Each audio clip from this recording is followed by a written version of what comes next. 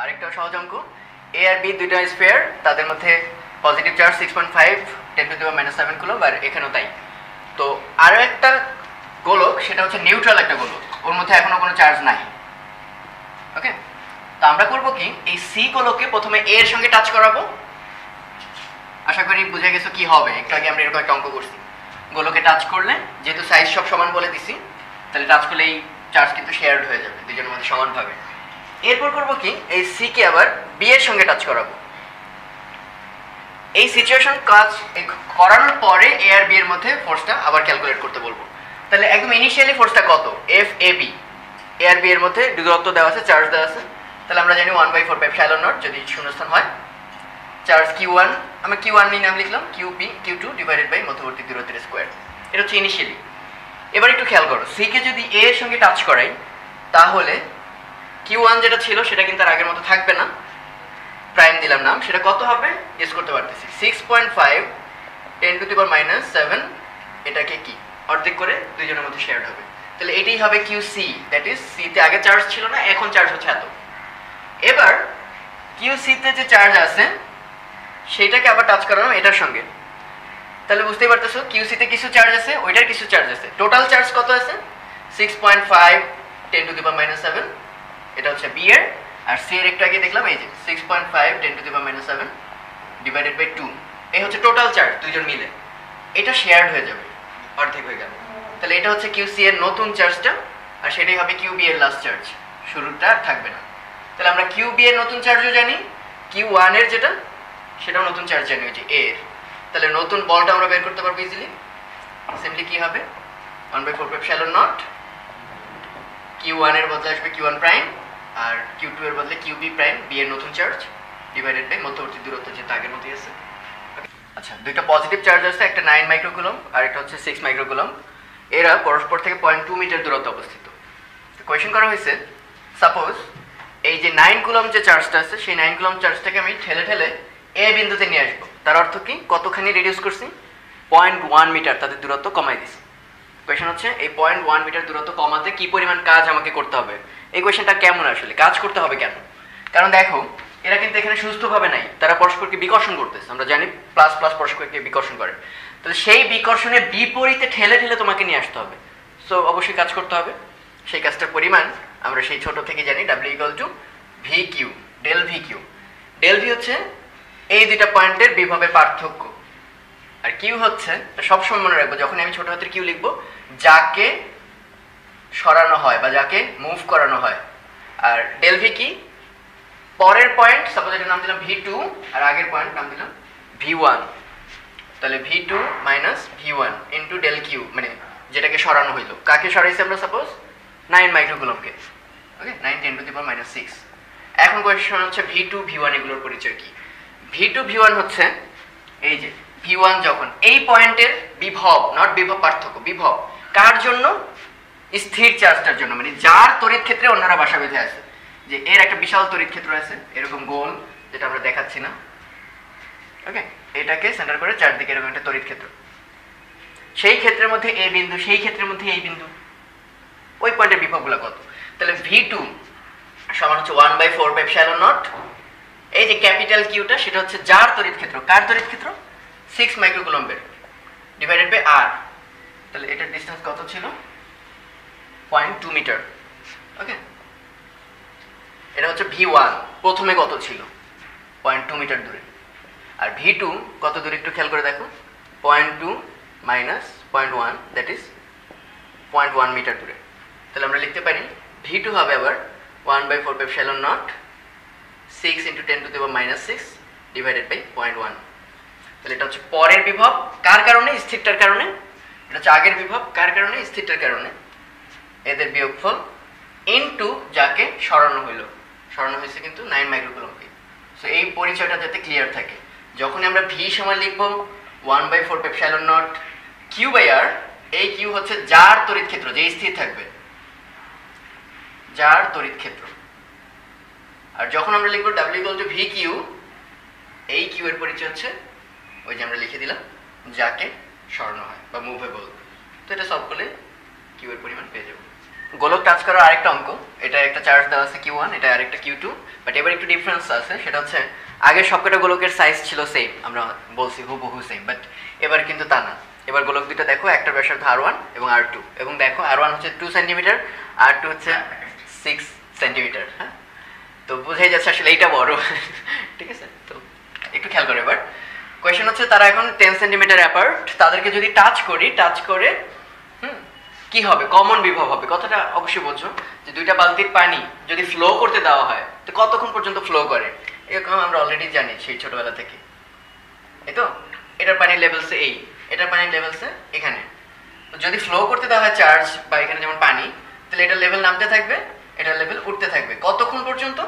যতক্ষণ না তাদের লেভেল দুটো সেম হয়। সিমিলারলি দুইটা ডিফারেন্ট চার্জ, তাদেরকে যদি টাচ করি ততক্ষণ পর্যন্ত পানির ফ্লো বা চার্জের ফ্লো হবে যতক্ষণ না পর্যন্ত উচ্চতা বা বিভব সমান হয়।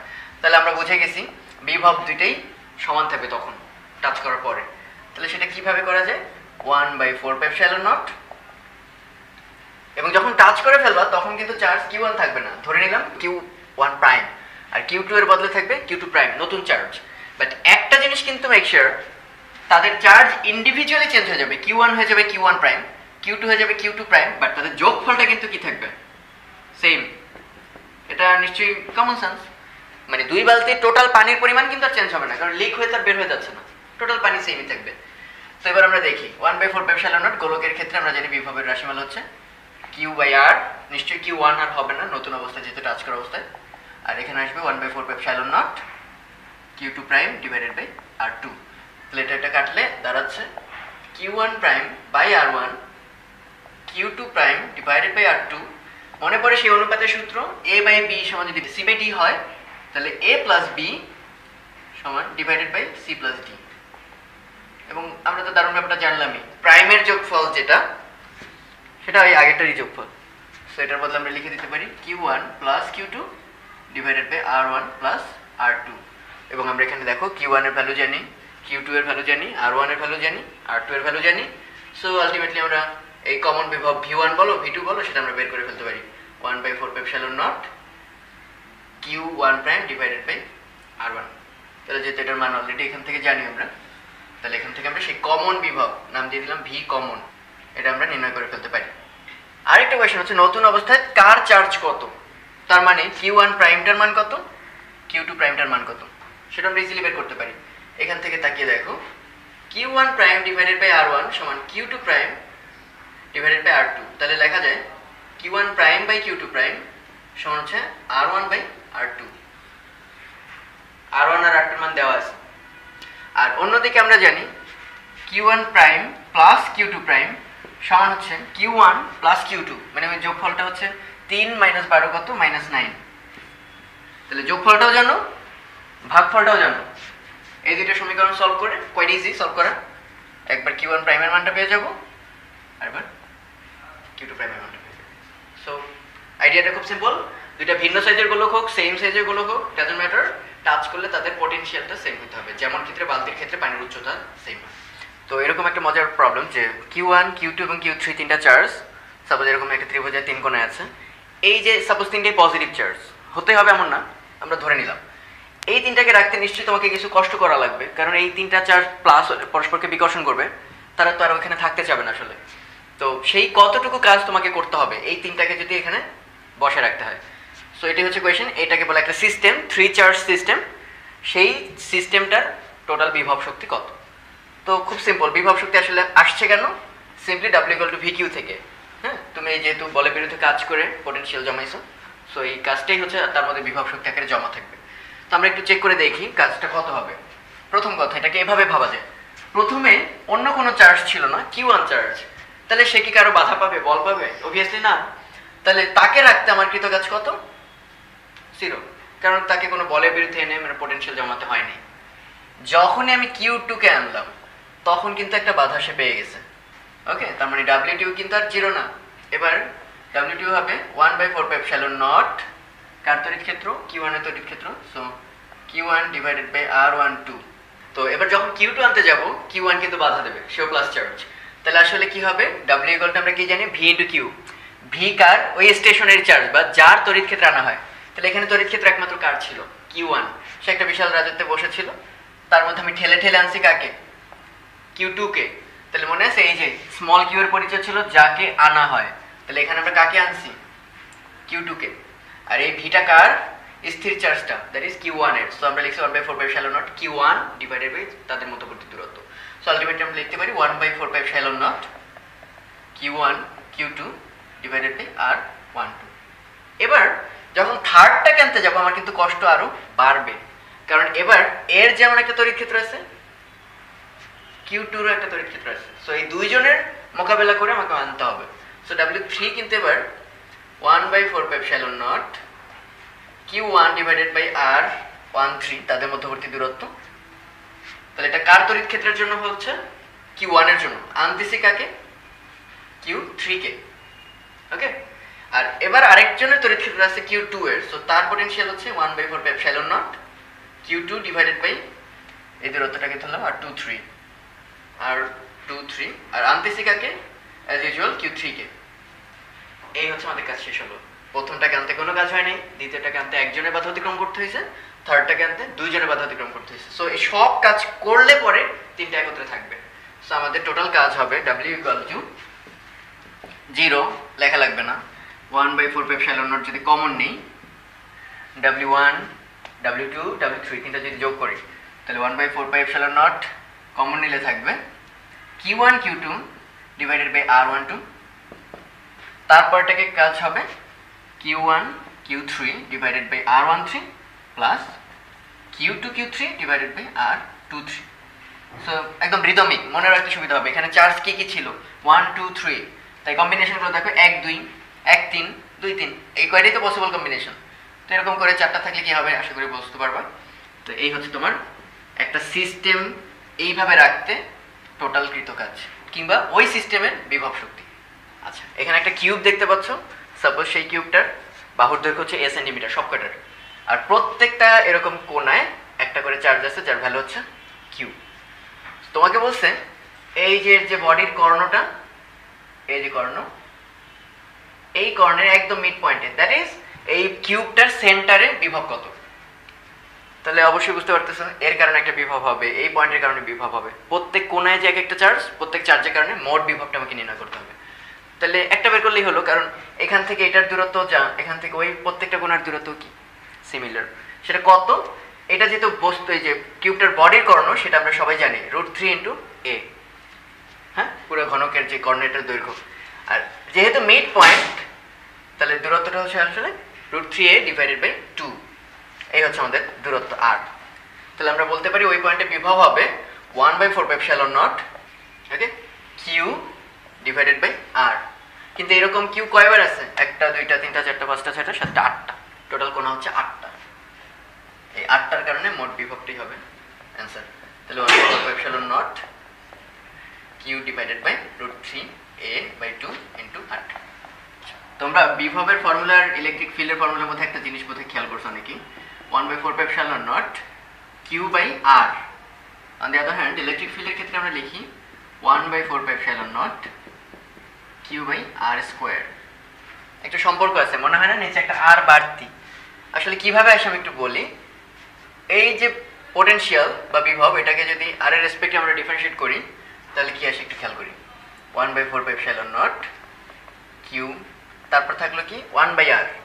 1/r কে লেখা যায় r⁻⁻1।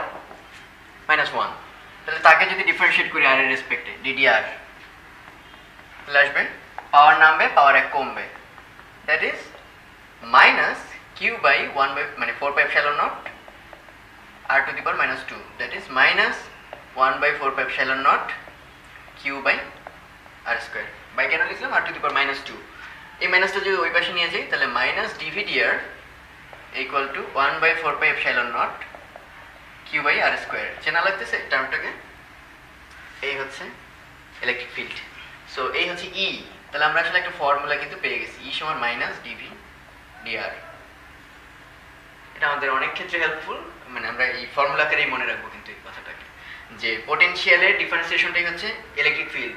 কথাটাকে এভাবে বলে না, আর একটু ইউনিভার্সাল করে, যেহেতু তোমরা নতুন সিলেবাসে গ্রেডিয়েন্ট নামটা শুনছো, পোটেনশিয়ালের গ্রেডিয়েন্ট কি বলে, ইলেকট্রিক ফিল্ড। গ্রেডিয়েন্ট যখন বলি ওটার মধ্যে কিন্তু তিন অক্ষকে আমরা ইনকর্পোরেট করি। এখানে যেমন খালি এক্স অক্ষ, ওখানে কিন্তু যারা ওই যে ফার্স্ট ইয়ারের প্রথমেই বইটা পাইছিলাম তাদের এরকম লেখা ছিল না, ডিডিএক্স ডিডিওয়াই জে ডিডিজেড কে। এই গ্রেডিয়েন্ট কথাটার মানে হচ্ছে তিন অক্ষকে কভার করতেছে, 3D পোটেনশিয়াল। ওকে, আর একটা পোটেনশিয়াল হলে তো এতটুকু হলেই চলবে। তো আমরা এটা কোথায় ইউজ করে, কিভাবে করে, আমরা একটু পরে দেখব। আচ্ছা, এটা খুব বিখ্যাত প্রবলেম, একটা গোলক। তো গোলকটার ক্ষেত্রে সবচেয়ে বেশি মনে রাখতে হবে পরিবাহী নাকি অপরিবাহী। তো আমরা শুরুতে বলে দিলাম একটা পরিবাহী গোলক মানে একটা ধাতুর তৈরি গোলক। তাহলে আমাদের মোট দুইটা ব্যাপার, একটা হচ্ছে পরিবাহী নাকি অন্তরক, এটা মাথায় রাখতে হবে, আর একটা হচ্ছে নিরেট নাকি ফাঁপা গোলক, এটা মনে রাখতে হবে। এর উপর কিন্তু কনসেপ্ট চেঞ্জ হবে। তো যদি পরিবাহী হয়, যেহেতু আমরা এখন পরিবাহী বললাম, তাহলে টেনশন নেই, নিরেট ফাঁপা সেম। কি অর্থে সেম? আমরা পাশাপাশি দুইটা চার্জ রাখলাম, সাপোজ একটা এরকম সেন্টারে, আরেকটা হচ্ছে এই গোলকের চারদিকে ছড়ানো।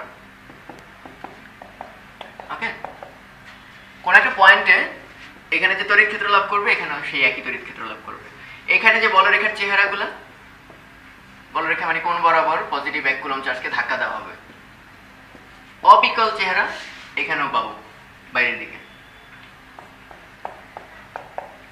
কেউ যদি এখানে একটা গোলক কল্পনা করে নেয় মনে মনে, যদিও নাই, এবং ঢেকে রাখে এই অংশটা, তাহলে বাইরের দিকে তাকালে কিন্তু সবসময় মনে হবে দুইটা সেম ছবি।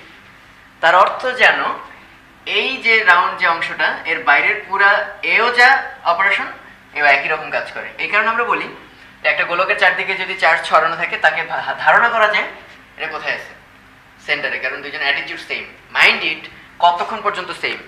সেম কিন্তু এই গোলকের বাইরের পোর্শনে, কারণ ভেতরে এখানে আসলেই বলরেখা আছে, আর এখানে কিন্তু কোনো বলরেখা নাই। এগুলো কিন্তু কাল্পনিক, পেছনে ড্র করলেও ভেতরে আসলে কোনো বলরেখা নাই। সো এই গোলকের অ্যাটিটিউড একটা পয়েন্ট চার্জের মতো হবে এই আর রেডিয়াসের বাহির থেকে, ভেতরে গেলে কিন্তু একই রকম আচরণ হবে না। তো কেন হবে না, এটা কোয়াইট ইজিলি গেস করা যায়। যেমন আমি আবার গোলক টাকলাম এবং চারদিকে এরকম চার্জ ছড়ানো, আমি বললাম এই পয়েন্টে এর উপর প্রাবল্য কত? অ্যান্সার হচ্ছে 0। কেন? সাপোজ একদম মিড পয়েন্ট যদি হয়, তাহলে এর উপরেও যে পরিমাণ চার্জ আছে, নিচেও কি সেই পরিমাণ চার্জ। ফলে উপরের ওরা যে পরিমাণ ধাক্কা দেবে নিচের দিকে, নিচের এরাও ওই একই পরিমাণ ধাক্কা দেবে উপরের দিকে। সো আলটিমেটলি আমরা আশা করতে পারি এর উপর নিট কোনো বল নেই। কিন্তু এটা তো আসলে কি একদম মিড পয়েন্টে নিচি বলে, অন্য পয়েন্টে তো থাকতেও পারে, কিন্তু দারুণ ব্যাপার হচ্ছে অন্য পয়েন্টেও থাকবে না। খেয়াল করে দেখি আবার মনে করি ইউনিফর্মলি চার্জ ডিস্ট্রিবিউটেড, এইখানে রাখলাম একটা চার্জ। এবার তো আশা করতেই পারি যে এখানে যদি একটা অক্ষ ব্যবস্থা চিন্তা করি, এর আপার হাফে চার্জ অল্প আর লোয়ার হাফে চার্জ কিন্তু অনেক, তাহলে মনে হতে পারে নিচের টান বেশি উপরের টান কম, অতএব লব্ধি নিচের দিকে। না, এখানে আপার হাফে ঠিকই ধাক্কা দেবে, চার্জ কম ঠিক আছে, বাট দূরত্বও কিন্তু কম, অনেক close. On the other hand এখানে যথেষ্ট চার্জ, কিন্তু দূরত্ব এতই বেশি, এই দুইটা ধাক্কার পরিমাণ প্রায় সমান হয়ে গেল কনসেপচুয়ালি। তাহলে আসলে যে পয়েন্টই রাখি না কেন, ওর উপর কোনো নেট ফোর্স নাই, ফলে লব্ধি প্রাবল্য যেহেতু 0, তাই গোলকের ভেতরে আসলে কোনো বিন্দুতে কোনো প্রাবল্য থাকে না। আর প্রাবল্য তৈরি করে কারা? বলরেখা। সো আমরা আসলে এই কথাটা কি বলি, গোলকের ভেতরে বলরেখা নেই, তাই তড়িৎ প্রাবল্য 0। আর তড়িৎ প্রাবল্য যদি 0ই হয়, তাহলে একটা খেয়াল করে দেখো, এই অসীম থেকে একটা চার্জকে আনতে অনেক কষ্ট হচ্ছে, ওই বলরেখা ঠেলে ঠেলে আমাদের যেতে হচ্ছে, যেতে যেতে যেতে যেতে কষ্ট কি জাস্ট এই পর্যন্ত কষ্ট না? এরপর কি আর কেউ ধাক্কাচ্ছে না, আমি যে কোনো জায়গায় খুব স্মুথলি নাড়াতে পারবো। সো অসীম থেকে এই পরিমাণ আনতে কৃতকাজ সাপোজ ভি, এরপরে আর 1 জুল পরিমাণ নাড়াতেও কোনো রকম কাজ করতে হবে না।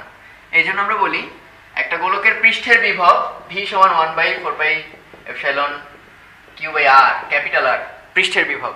এরপর যদি বলি এর পরের পয়েন্টে বিভব কত, ভেতরে কোনো একটা বিন্দুতে, সেটাও এইটি, তারপরে ওটাও একই, কারণ এরপর আর বাড়তি কোনো কাজ হচ্ছে না, আর বাড়তি কাজ না হলে আগের কাজের সঙ্গে যোগ হবে কি? 0।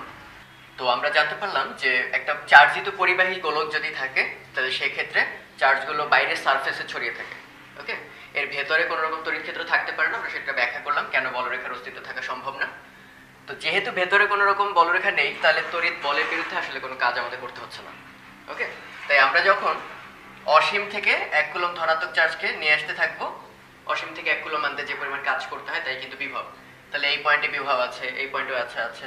তাহলে এই পরিমাণ আনতে একটা সার্টেন বিভব আমরা জানি যে পৃষ্ঠের বিভব কত 1/4πε0 কিউ সারফেসের চার্জের পরিমাণ ডিভাইডেড বাই তার ব্যাসার্ধ। ওকে, গোলাকার পরিবাহীর ক্ষেত্রে বিভব। এরপর যদি আরো ভেতরে যাই, দ্যাট ইজ আমি একটা ভেরিয়েবল দূরত্ব ধরলাম স্মল আর, সেটা এই মাত্র ছিল হচ্ছে ব্যাসার্ধের সমান, মানে পৃষ্ঠে আছে আমরা। কিন্তু সেটা যদি এমন হয় লেস দেন আর, তার অর্থ হচ্ছে আমরা এখন গোলাকার পরিবাহীর অভ্যন্তরে চলে গেছি। সো আমরা যখন এখান থেকে এই পরিমাণ কাজ করে ফেলছি, এটাই হচ্ছে আমাদের অসীম থেকে পৃষ্ঠ পর্যন্ত হাতেকৃত কাজ। এর ভেতরে ঢুকে গেলে কিন্তু আর বাড়তি কাজ নেই, কারণ আমরা জানি কাজ সমান কি, বল গুণ সরণ। ওকে, তাহলে এখানে বল সমান আসলে কি, ই কিউ। সো বোঝাই যাচ্ছে আসলে যে তড়িৎ প্রাবল্য যেহেতু ভেতরে শূন্য, তাহলে আসলে আমাদের আর বাড়তি কোনো কাজ করতে হচ্ছে না। কাজ শূন্য তা না, এই পরিমাণ কাজ, এরপর আর বাড়তি কোনো কাজ নেই। তাই যখন আমি জিজ্ঞেস করবো পৃষ্ঠের বিভব কত 1/4πε0 Q by capital R, that is পৃষ্ঠের বিভব। আমি যখন জিজ্ঞেস করব অভ্যন্তরের বিভব কত, তখন কিন্তু এই স্মল আর আর হবে না, অবিকল অভ্যন্তরের বিভবও থাকবে 1/4πε0 কিউ বাই ক্যাপিটাল আর। আর অভ্যন্তরে তড়িৎ প্রাবল্যের মান কত হবে, খুবই কমন সেন্স, 0। ওকে, মনে থাকবে যে গোলকের পৃষ্ঠের বিভব আর ভেতরের বিভব সমান, আর গোলকের ভেতরে কোনো রকম তড়িৎ প্রাবল্য নেই। আর এরপর আরো একটা ফর্মুলা অলওয়েজ মনে রাখবে, এটা আমাদের এই টাইপের অঙ্ক সলভ করতে হেল্প করে। কখনো যদি ভি জানা থাকে, ওকে, ভি জানা, সেখান থেকেও কিন্তু আমরা তড়িৎ প্রাবল্য বের করতে পারি, এবং এর জন্য একটা ফর্মুলা আমরা তোমাদের শিখিয়ে দিয়েছি অলরেডি। ই ইকুয়াল টু হচ্ছে মাইনাস ডিভিডিআর, বিভব পরিবর্তনের রেটটাই হচ্ছে তড়িৎ প্রাবল্য। তো এখান থেকে খুবই কমন সেন্স যে আর যেহেতু কনস্ট্যান্ট, একটা গোলকের ব্যাসার্ধ কনস্ট্যান্ট, বাকি সবকিছু যেহেতু কনস্ট্যান্ট, তাই আমি যদি এইটাকে ডিফারেন্সিয়েট করি আর এর রেসপেক্টে, কোনো চেঞ্জ থাকবে না। সো ওখান থেকেও কিন্তু আমরা আলটিমেটলি বুঝতে পারতেছি প্রাবল্য হবে 0। ওকে, তো আমরা এখন একটা গ্রাফ দেখাচ্ছি। গ্রাফটা হচ্ছে একটা বিভব ভার্সেস আর, আর হচ্ছে তোমার সেন্টার থেকে দূরত্ব, আর এটা হচ্ছে তড়িৎ ক্ষেত্র বনাম দূরত্ব। তাহলে আমি নিচের অ্যাক্সিসে রাখলাম হচ্ছে স্মল আর কিন্তু ব্যাসার্ধ না মনে রাখবো, এটা কেন্দ্র থেকে দূরত্ব, আমি স্পেসিফাই করে দিচ্ছি, কেন্দ্র থেকে দূরত্ব, সেটা ডান বাম যাই হোক। তাহলে অবশ্যই গেস করতে পারতেছে এটি হচ্ছে আমাদের কেন্দ্র, এই যে ভার্টিক্যাল লাইন দিয়ে দেখা দিচ্ছি, এটা হচ্ছে কেন্দ্র। তো আমি প্রথম গ্রাফে উপরে রাখবো পোটেনশিয়াল বা বিভব, আর দ্বিতীয় গ্রাফে উপরে রাখবো হচ্ছে তড়িৎ প্রাবল্য। তো অলরেডি যেহেতু জানোই কেন্দ্রে প্রাবল্য কত, অবভিয়াসলি 0, কারণ এটা গোলকের ভেতরে, এবং গোলকের ভেতরে আমি যত দূরে যাই ব্যাসার্ধ পরিমাণ পুরোটাই কিন্তু প্রাবল্য থাকবে 0। সো এই যে যাচ্ছি এতক্ষণ ধরে কিন্তু প্রাবল্য 0, কারণ আমরা এই মাত্র ব্যাসার্ধ পরিমাণ দূরত্বে আসলাম। এই যে দেখো, এই হচ্ছে ব্যাসার্ধ। এরপর কিন্তু আর প্রাবল্য 0 না, এরপর প্রাবল্য কত হবে, একদম পৃষ্ঠের প্রাবল্য হবে 1/4πε0 Q by capital R square, এবং এটা একটা কনস্ট্যান্ট ভ্যালু। সো এই যে এই সেই মানটা আমরা ধরলাম, এই মানটাই হচ্ছে 1/4πε0 Q by capital R square. এরপর যখন এই যে দূরত্বটা, কেন্দ্র থেকে দূরত্বটা যখন আর এর চেয়েও বড় হবে, মানে গোলক থেকে আমরা বাইরে বের হয়ে আসছি, তখন কিন্তু ফর্মুলা হচ্ছে 1/4πε0 Q by small r square. তার মানে দূরত্বের বর্গের ব্যস্তানুপাতে কমে যাবে, কখনোই শূন্য হবে না, বোঝাই যাচ্ছে। আর যদি একমাত্র অসীম হয়, অসীম দূরে গিয়ে প্রাবল্য হবে 0। সো এই এরকম কমতে থাকবে, একটা সময় শূন্য হবে অসীমে গিয়ে, অসীম তক। একইভাবে বামের কথা প্রযোজ্য, বামে যাচ্ছি মানে আমরা এখনো গোলকের ভেতরে আছি, যেই পৃষ্ঠে পৌঁছে গেছি সেখানে হচ্ছে একটা সার্টেন অ্যামাউন্টের প্রাবল্য আছে, ওই সেই value Q by capital R square. এরপর দূরত্বের বর্গের ব্যস্তানুপাতে কমতে অসীম তটের দিকে রওনা দেবে। এবার একটু খেয়াল করো, এটা গেল প্রাবল্যের চিত্র, বিভব কিন্তু এমন না। প্রথম কথা, এই যে যদি আমরা আর গ্রেটার দ্যান ক্যাপিটাল আর হয়, দ্যাট ইজ আমরা যদি গোলকের বাইরে থাকি, তাহলে বিভবের formula quite simple, 1/4πε0 Q by small r. তার মানে দূরত্বের ব্যস্তানুপাতে হ্রাস পায়। ওকে, তাহলে এই যে দূরত্বের ব্যস্তানুপাতে হ্রাস পাবে এখানেও দেখ, কারণ এই জায়গাটা হচ্ছে দেখো ব্যাসার্ধ থেকে বাইরের দিক। ওকে, সেখানে দূরত্বের ব্যস্তানুপাতে হ্রাস পাচ্ছে 1/r, আর এটা ছিল 1/r², বর্গের ব্যস্তানুপাত। এরপর আমরা এই পয়েন্টে পেলাম পৃষ্ঠের বিভব। ওকে, সেই পৃষ্ঠের বিভবটা কত, যখন এটা পৃষ্ঠে চলে আসছে 1/4πε0 কিউ বাই ক্যাপিটাল আর। একইভাবে এখানে হতে, এটা হচ্ছে সেই পৃষ্ঠের বিভব। এরপর আমরা জানি, এরপর আমি যত ভেতরেই যাই না কেন পৃষ্ঠের বিভব যাই ছিল তাই থাকবে, কারণ আর বাড়তি কোনো কাজ করতে হচ্ছে না, বিভব আগের মতোই থাকবে। সো এই পৃষ্ঠের বিভবটাই ভেতরের প্রত্যেক পয়েন্টে এক্সিস্ট করবে। সো এটা একটা কনস্ট্যান্ট ভ্যালু। ওকে, এবং মজার ব্যাপার খেয়াল করো, এই গ্রাফটাকে ডিফারেন্সিয়েট করলে কিন্তু নিচেটা আসে, যেমন এখানে কনস্ট্যান্ট ডিফারেন্সিয়েট করলে 0 হয়ে গেছে, এখানে 1/r তাকে ডিফারেন্সিয়েট করলে তোমার লজিক বলে কি -1/r² আসা উচিত না? মাইনাস কেন আসবে না? কারণ বিভব কিন্তু ডিফারেন্সিয়েট করলেই ই পাওয়া যায় না, তার সামনে একটা মাইনাস ছিল, একটু আগে আমরা কিন্তু ফর্মুলাটা লিখছি, তোমাদের আশা করি মনে আছে। সো যখনই দুইটা গ্রাফ আঁকবা দেখে নিবা তার আগে এই সম্পর্ক মানে কিনা, দ্যাট ইজ বিভবকে ডিফারেন্সিয়েট করে মাইনাস করলে নিচেরটা পাওয়া যায় কিনা। তো এটা মোটামুটি একটু কঠিন অঙ্ক, কিন্তু কনসেপ্ট ক্লিয়ার করার জন্য খুবই সুন্দর। সেটা হচ্ছে এবার দুইটা পরিবাহী গোলক আছে, দুইটার আউটার সারফেসে দুই ধরনের চার্জ, ভেতরেটার ব্যাসার্ধ r1 এবং তার আউটার সারফেসে হচ্ছে চার্জ q1, আর বাইরেটার ব্যাসার্ধ হচ্ছে r2 আর বাইরের চার্জ হচ্ছে q2। কোয়েশ্চেন হচ্ছে বিভিন্ন দূরত্ব, আর গুলো হচ্ছে ভেরিয়েবল দূরত্ব r r r, ওকে। প্রথম আরটা হচ্ছে লেস দেন r1, তার মানে একদম ভেতরেরটার চেয়েও ভেতরে, তারপরটা r1 less than r less than r2, তার মানে r1 এর চেয়ে বড় কিন্তু r2 এর চেয়ে বড়, ওই ছোট, তার মানে এই মাঝে পড়ছে দুইটা গোলকের মাঝে। আর তারপরটা হচ্ছে at r greater than r2, that is একদম বাইরে, বড়টার চেয়েও বাইরে। তো এই তিন ক্ষেত্রে বিভব কত হবে, প্রাবল্য কত হবে। তো আমাদের টেনশন একটা নিয়ে থাকবে, আমরা জানি, কারণ আমরা যদি কোনোভাবে বিভবটা জেনে ফেলতে পারি তাহলে তাকে ডিফারেন্সিয়েট করে যদি নেগেটিভ করে দিই তাহলে কিন্তু আমরা পেয়ে যাব প্রাবল্য। সো আমরা একটা নিয়ে কনসার্ন থাকবো। প্রথম কথা, at r less than r1, তার মানে একদম ভেতরেরটার চেয়েও যদি ভেতরে থাকো তাহলে এটা দেখো বড় গোলকটারও ভেতরে ছোট গোলকটারও ভেতরে। সো আলটিমেটলি প্রাবল্য কত হবে আমরা জানি, প্রাবল্য হবে 0। কারণ কি, আমরা জানি কোন একটা চার্জিত গোলকের ভেতরে তার জন্য কোনো প্রাবল্য থাকে না। তো প্রথম কথা, আমরা যখন বড় গোলকটার ভেতরে আসছি বড় গোলকটার জন্য কোনো প্রাবল্য আর নাই, কিন্তু ছোটটার জন্য আছে। এরপর যখন আরো ভেতরে গেলাম ছোটটার জন্য আর কোনো প্রাবল্য নাই। সো আলটিমেট দুইজনের প্রাবল্যই হচ্ছে 0। এবার দেখি বিভব কত হয়। প্রথম কথা, আমি যখন এই পয়েন্টে আসছি তখন বড়টার জন্য আছে ছোটটার জন্য আছে, আস্তে আস্তে আস্তে আস্তে যেই এই সারফেসে চলে আসলাম এর ভেতরে গেলে বড়টার জন্য আর কোনো বিভবের চেঞ্জ নাই, পৃষ্ঠের বিভবের সমান বিভব। তাহলে বড়টার জন্য বিভব হবে 1/4πε0 q2 ডিভাইডেড বাই r2, পৃষ্ঠের বিভব। এরপর ভেতরে যাচ্ছি যাচ্ছি যাচ্ছি, এরপর যখন ছোটটাও ক্রস করে চলে যাব ছোটটার পৃষ্ঠের বিভবের সমান বিভব কিন্তু এরপর সারা জায়গায় পাইতে থাকবে। তাহলে আসলে ছোটটার জন্য বিভব পাবো পৃষ্ঠের বিভব 1/4πε0 q1 ডিভাইডেড বাই r1। এবং মজার ব্যাপার খেয়াল করো, এখানে প্রত্যেকটা রাশি কিন্তু কনস্ট্যান্ট, কোনো আর নেই, সব r1 আর r2 ফিক্সড, দুটো ব্যাসার্ধ। সো একে ডিফারেন্সিয়েট করলে অবশ্যই কত পাবা, 0। সো এভাবে আমরা ক্রস চেক করে দেখতে পারি আমাদের অ্যান্সারটা ঠিক হয়েছে কিনা। এবার দেখি r1 less than r less than r2, তার মানে আমাদের প্লেসটা কোথায় বুঝতে পারতেছি, আমাদের প্লেস হচ্ছে এরকম কোনো জায়গায়, যে জায়গাটা r1 এর বাইরে কিন্তু r2 এর ভেতরে, ওকে। তাহলে একটু খেয়াল করি, এইটা যেহেতু বড়টার ভেতরে এবং ভেতরে আমরা জানি কি বড়টার পৃষ্ঠের বিভবেরই সমান, বিভবে আর কোনো পরিবর্তন নেই, তাহলে বড়টার জন্য একটা বিভব পাবো 1/4πε0 q2 ডিভাইডেড বাই r2, যেটা একটা কনস্ট্যান্ট ভ্যালু। আর আমি যেহেতু ছোটটা থেকে r দূরত্বে আছি এবং বাইরে আছে, তাহলে ফর্মুলাটা হবে 1/4πε0 q1 divided by r, r1 না r2 না r, এটা একটা ভেরিয়েবল ডিসটেন্স। সো এবার ডিফারেন্সিয়েট করলে কিন্তু আর 0 পাবো না, এইটুকের জন্য 0 পাবো, আমরা সেটা জানি। আর আসলে পাওয়া উচিত কিনা, এটা কি বড় গোলকটার ভেতরে না, তাহলে বড় গোলকটার জন্য কিন্তু আসলে কোনো প্রাবল্য পাওয়া উচিত না, কিন্তু ছোট গোলকটার জন্য একটা প্রাবল্য পাবো। এবং এটাকে ডিফারেন্সিয়েট করলে কত আসবে, -1/4πε0 q1 ডিভাইডেড বাই r², কিন্তু সামনে আবার একটা কি আছে, আবার একটা মাইনাস আছে, শুধু ডিফারেন্সিয়েট করলেই চলবে না, সেই মাইনাসে মাইনাসে মিলে হবে প্লাস। সো আলটিমেটলি আমরা বুঝতে পারলাম এই দ্বিতীয় কেসে প্রাবল্যের রাশিমালা হবে এটা, দ্বিতীয় শুধু ছোট গোলকের জন্য প্রাবল্য পাবো, বড়টার জন্য 0। আর থার্ডটা quite easy, at r greater than r2, suppose এমন একটা পজিশন, দুইটার চেয়ে বাইরে কোন একটা পজিশন, এই আর সেটা r2 এর চেয়ে বড়, মানে সবচেয়ে বড়টার চেয়ে বড়, তাহলে সেখানে বিভব দুইজনের জন্যই হবে 1/4πε0 q2 বাই r, কেন্দ্র থেকে দূরত্ব r, আর ছোটটার জন্য একই 1/4πε0 q1 বাই r, দুইজন থেকে কেন্দ্রের দূরত্ব হচ্ছে r। এটাকে যদি ডিফারেন্সিয়েট করি এবং সামনে যদি নেগেটিভ চিহ্ন দিই তাহলে আমরা পেয়ে যাব প্রাবল্যের রাশিমালা। সো আলটিমেটলি আসবে 1/4πε0 q2 by r² plus 1/4πε0 q1 by r²। এখানে মাইনাস আসা উচিত ছিল, সেই মাইনাসের সামনে আরেকটা মাইনাস বসে ওভারঅল